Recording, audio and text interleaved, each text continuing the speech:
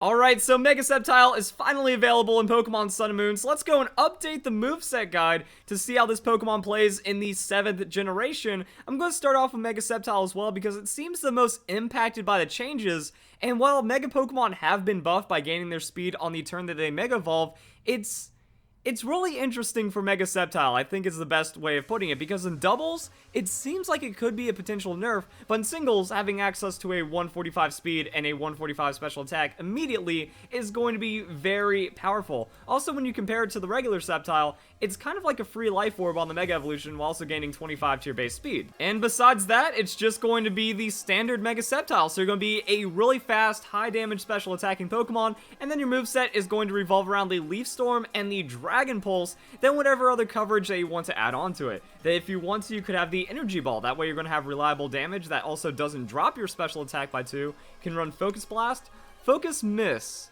70% accuracy. If you want to take that gamble, does improve your coverage quite a bit with that fighting type, and then also just going to be very high amounts of base power, and then we can also look into hidden power coverage as well. So that's kind of going to be your Mega Sceptile, slight variations there, which is also why Mega Sceptile is just an awkward Pokemon, because when you look at physical Sceptile, people prefer to run this in some situations because you get reliable boost off of the Unburden, you get high amounts of damage because it's Swords Dance, even on 85 attacking Pokemon, and then you just have more reliable damage and crazier coverage. Like, Sceptile just gets access to the Earthquake, and then we have Leaf Blade, so that's going to be pretty crazy right there, and then whatever other thing you want to run. Acrobatics. So the idea is that Sceptile is going to be doubling its speed off of the Unburden. So 120 base speed on Sceptile is already a really good amount of speed to have pretty much on any Pokemon. So doubling 276, do we even need to put much speed investment? You know, you can go high amounts of hit point investment, high amounts of attack investment,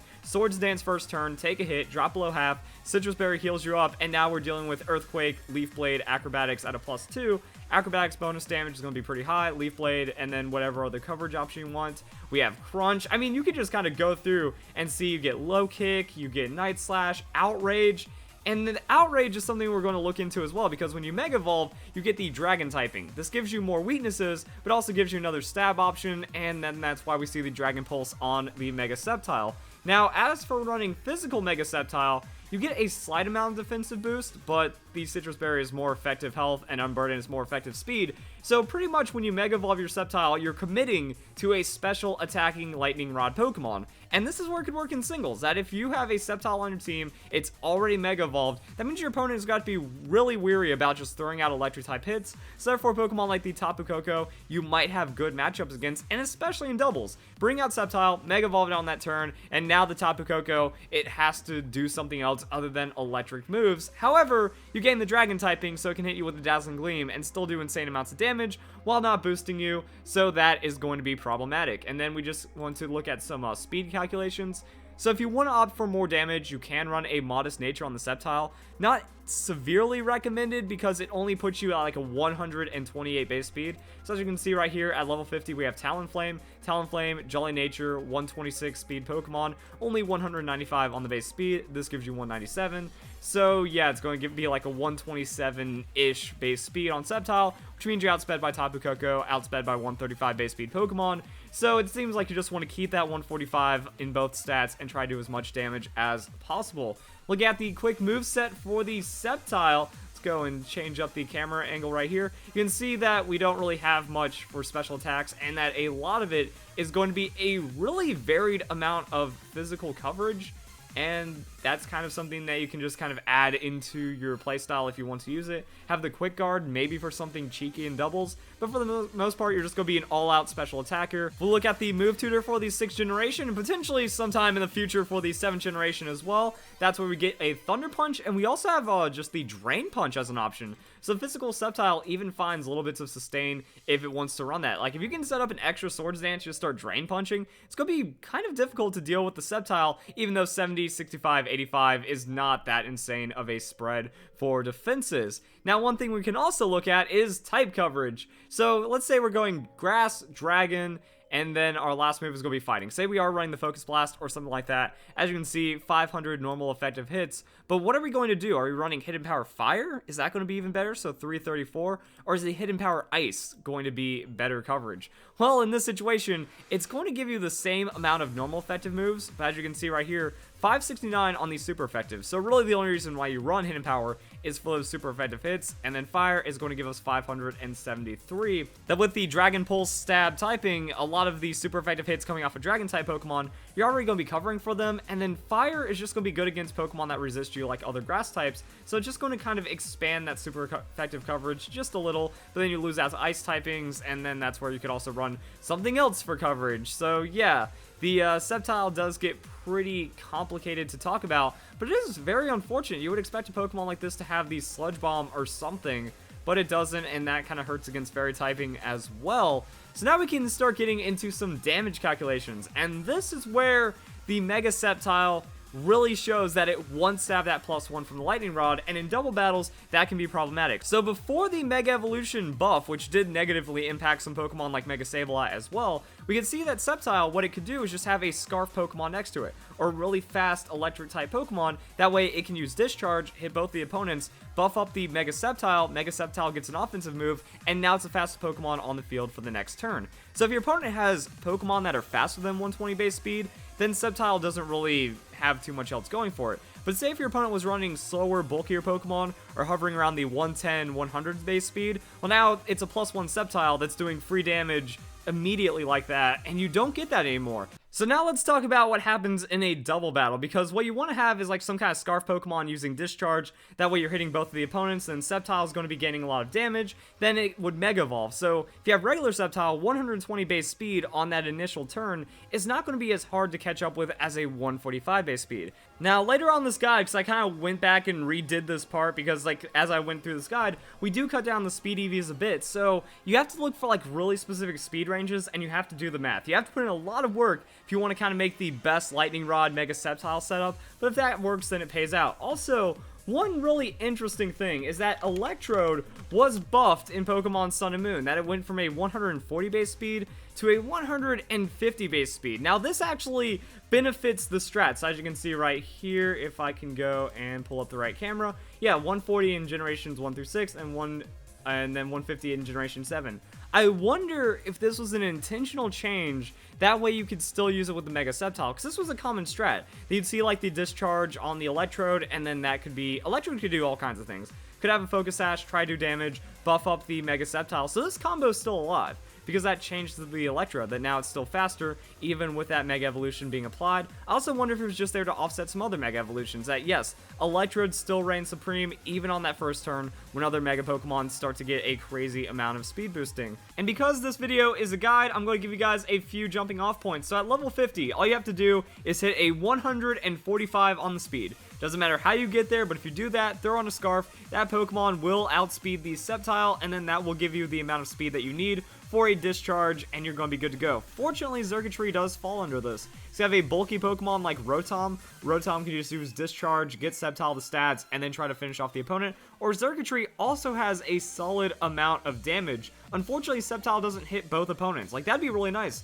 if Sceptile had a way of hitting both opponents, that we could Discharge +1 and then get extra damage and potentially go for a 2 for 0 on the first turn before your opponent even has a chance to attack. The idea behind this is that Sceptile at the +1 means that the damage from the Discharge and then the +1 damage Sceptile does should be enough to cause a KO before your opponent gets a chance to attack, and then it's a 2v1, and the next turn just kind of keep comboing, taking out opponents. Now do remember, it is not mandatory that you don't only have to run a Scarf Pokemon next to the Sceptile, but it is going to be the best way of getting that +1 and then having the damage immediately. If you're not running it and you have a slower Pokemon, or you're doing some kind of different strategy, Sceptile will still be pretty powerful in that first turn with a potential nuke for the Leaf Storm, but it will not be able to just go and have a +1. It'll have that on the next turn, and that's where you kind of follow through with the damage. So there are different ways of playing it, but the recommended way is just find a Pokemon, Discharge, 145 speed, and then try to just get the Sceptile to carry from there. So yeah, you're going to need to do something really absurd with electric type moves now if you want to get that Lightning Rod into the Mega Sceptile before you get your damage out there, and that could be a little trickier. So We'll see if this impacts the Mega Sceptile, but it is something to be aware of. And then looking at it, pretty much Leaf Storm is going to be our main damage. So pretty much on the Sceptile, you come in, you look to finish off an opponent or hit super effective. If you can't do any of that, then Leaf Storm is just going to be the main damage. Also, Leaf Storm has a base power of 130. So because of that, even a super effective hidden power, as long as it's a neutral hit on Leaf Storm, you're better off using Leaf Storm unless the hidden power can secure it and then you don't have to worry about the special attack drop. But then at +1, then we see the damage kind of gets really crazy. So we have Silvally. Silvally is just a good, like, punching bag kind of Pokemon for the damage calculations. 95s across the board, and that means that, yeah, at +1 Leaf Storm does it. At +0, we're going to see that it's a survival, and even Focus Blast doesn't find the one-hit KO. So options for your coverage and anything you might be looking into like that. Also comparing it to some other things. So Leaf Storm against the Tapu Koko, this is going to be just fine. This is actually one of like the benefits of the Mega Sceptile. You bring it in, you Mega Evolve, you outspeed the Tapu Koko, get a free dunk on Leaf Storm. If you can find a safe switch out into a really tanky Pokemon, that's going to work out for the Sceptile and whatever else happens. So when you're playing it like this, even in singles or potentially doubles, the Lightning Rod isn't going to be the most effective ability to have, because if you gain a +1, or if you're at -1, or if you're doing whatever, you know, you're not really thinking about the Lightning Rod as an active ability, so there's just a good chance you could switch out or something like that and then lose the potential stats because you're trying to not be at any minus on Leaf Storm. So it could be useful if you get a +1, use Dragon Pulse, use Energy Ball, use something like that to get some damage. Then you can Leaf Storm at the +1, go down to -1, and maybe even Leaf Storm again. That there's some situations where like double Draco Meteor or double Overheat or double Leaf Storm are actually enough to finish off opponents. So if you're in that situation as well, you're still a 145 speed Pokemon. If you survive, or you can just like hit a -1 or do whatever from the Leaf Storm, that's going to be pretty solid damage regardless. I mean, even then, doing more than 50% to a Tapu Koko, and you're still hitting a Pokemon like the Silvally for a solid amount of damage as well. About 50%, most likely going to be 50%, 94.1% chance of 2-hit KO, so looking pretty solid with those numbers right there. However, let's go and take something else into account. Life Orb on the Sceptile. So let's just see how much of a damage difference it is. So regular Sceptile will get outsped by Tapu Koko. Not caring about that, just looking at the damage. So Timid Life Orb is 107 on the Leaf Storm, and then we can see that the Leaf Storm is going to be 103. Either way, it's 1-hit KO against a Pokemon that has 70 hit points, 75 special defense.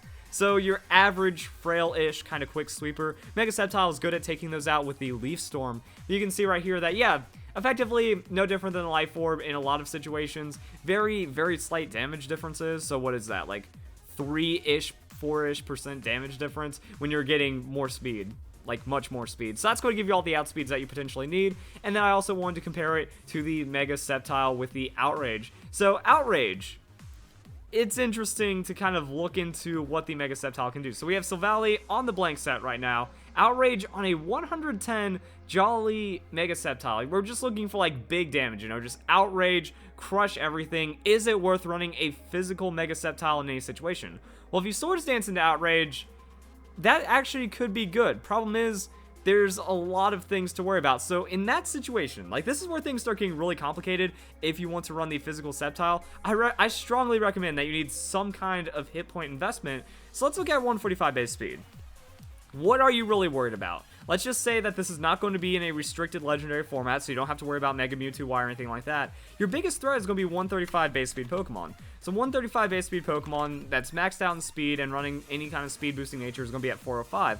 Which means that we can cut down our EVs, so let's just try some like random EV numbers until we hit 405. Actually, that's kind of close. So 160 is not quite there. 172, so that means, yeah, if we have like 176, that's going to be our range. If we get 176 EVs in the speed, put the rest in the hit points, that's going to be enough to outspeed pretty much anything that we'll run into. So this moveset could be an attempt at a Swords Dance set, and then you just try to outrage everything and win. Sure, Fairy-type Pokemon can come in and mess with that a bit, but at least you have a damage boosting option for the physical side that you don't find for the Sceptile, or for the special side, the Sceptile, and then you're 145, or at least a faster than 135 base speed Pokemon, doing absurd amounts of damage. So this could be a cheesy way to take down tanks, as well as also just kind of get in the way of what the opponent's going for, might catch them off guard, and if you can remove their fairy typings with like steel or poison, or just have a really crazy setup for dealing with that, and then you just bring in Sceptile and potentially find a win right there. But overall, you can see the Outrage on the Silvally without a +2. It's only going to be 56 to 67, and then other damage options, Silvally was over here. That's going to be on par with something like the Energy Ball at 50%.